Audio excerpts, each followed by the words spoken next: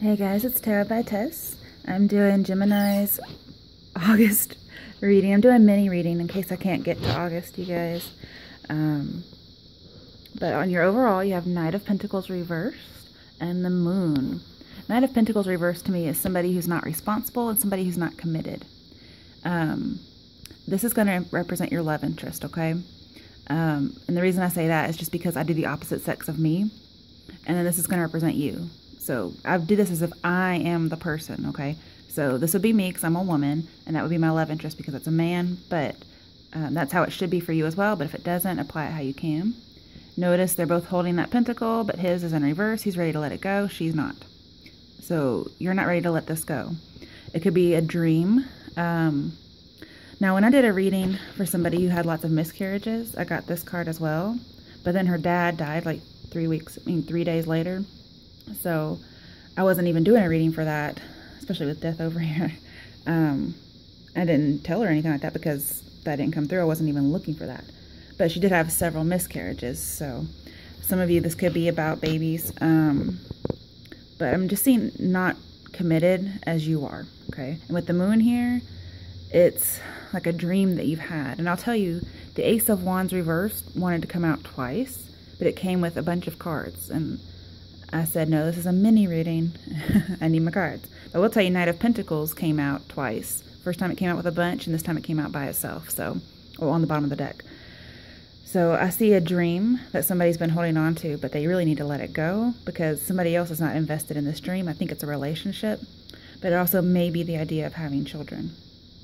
All right, so clarifying this Queen of Pentacles, this very motherly, maternal figure, even a wife with this little veil. She's very Virgin Mary-ish. We have victory and success, but this is a Six of Wands. This is getting attention. But normally when I see her as with this veil on and then the Six of Wands, that tells me about walking down the aisle. Because, you know, normally in this picture, this is a guy on a horse and he's walking amongst a crowd, just like somebody who just got married or they're about to get married, depending on if you're doing the rice throwing or if you're going to say your vows. And this is somebody who would, you know, trumpet their success from the rooftops or from a cliff, apparently. So I see some people, their dream is to get married. And maybe it's just having kids after that. So whatever your dream is, that's what this is focusing on. And I hate to say this because, I mean, I never want to tell people give up on dreams. I don't believe in that at all. But we have two cards that talk about death. Okay, so whatever this is, there's something you need to let go of. Okay, even if it's a dream. I hate to say that. It's dead. Like, it is dead. The only way it could be more dead is if it were this way. But the reason why it's not this way is it's showing me that the swords aren't falling out. Okay? If the swords were falling out, you would be able to move on. But you're not moving on. You're holding on. You are staked to the ground. And I know this is also you because it has swords. Your air signs. Now, I may be dealing with a Scorpio, but this is also the need for a revelation. Maybe something's been blowing in your ear, but you haven't been listening because you're so focused on that pentacle.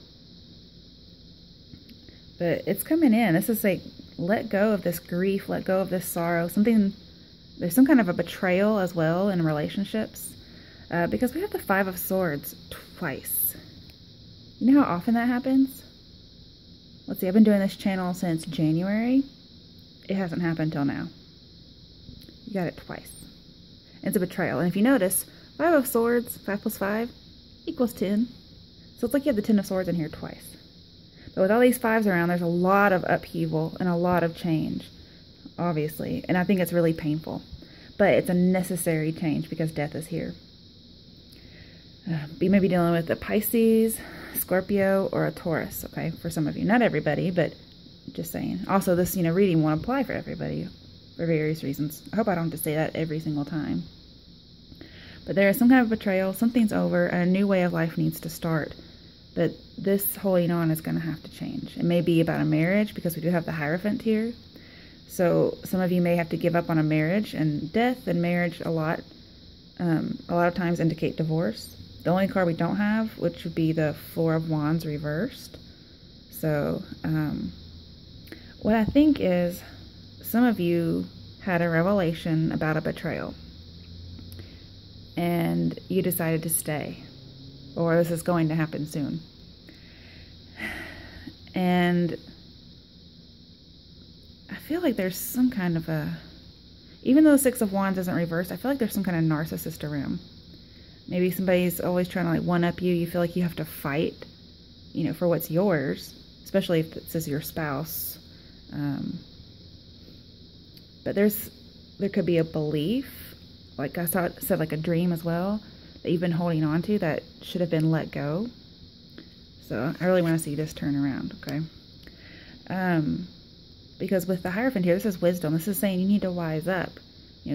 Transfer from this old way to this new way. Now, maybe some of you are really thinking about the good times that you had, even with a potential partner that you've had, but somebody's not committed. And this is saying that you probably need to be the same way. Because Five of Swords is not a good card to get. I never like to see that. And here's saying the idea or the belief is dead. Like, you're staying stuck in something very traditional because it's something that you've always done. Say, for instance, women who stay in abusive marriages for the fact of they're not supposed to get divorced. Okay? That's something that would be here. I don't mean to be sexist. It can be men too, but I just happened to bring that up. All right. So next we have the Nine of Pentacles. This is somebody who's settling for a toxic relationship. This is somebody who wants to get married. So some of you who are married, or you're just in a bad relationship, after you find out about this betrayal, you settle and you're miserable. And it looks like it may happen twice, whatever this betrayal is. Also, this Nine of Pentacles, she's very, very similar to the Queen of Pentacles if you look at their faces. I mean, to me, this looks like a younger version of a woman who's single and happy and has all the fruits of her labor. And then this is her having turned into a mother. Okay. So you're really wanting to be a mother, be a wife. And you're willing to settle for something that's not good for you to get it, for some of you, because you do want to walk down the aisle. We're seeing that's not happening with this particular person, okay? Also, some of you that are trying to have babies,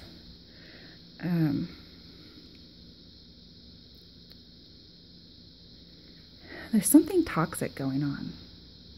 Now, if we had the High Priestess reversed, I would say it's PCOS, but I don't see that in here. I'm not sure what the toxicity is. It could be too much stress and anxiety, or even some kind of a drug, some kind of medication. Also, that could be the cure. But this person, it's hard to read him sometimes, because sometimes his face looks like he's in anguish, the way he's bent over too. But then you can tell he's kind of haughty, the way he's smiling. And his face is meant to be haughty, just like this guy that you can't see. Like he's beating somebody. He's one-upping them. He's betrayed them. And they're just heartbroken and they're not willing to fight.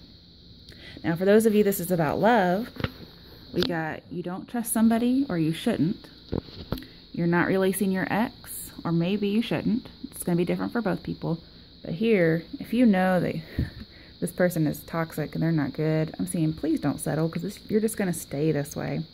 This could also be about a belief. It could be about a belief that you're getting back with an ex, because you're not getting to know each other.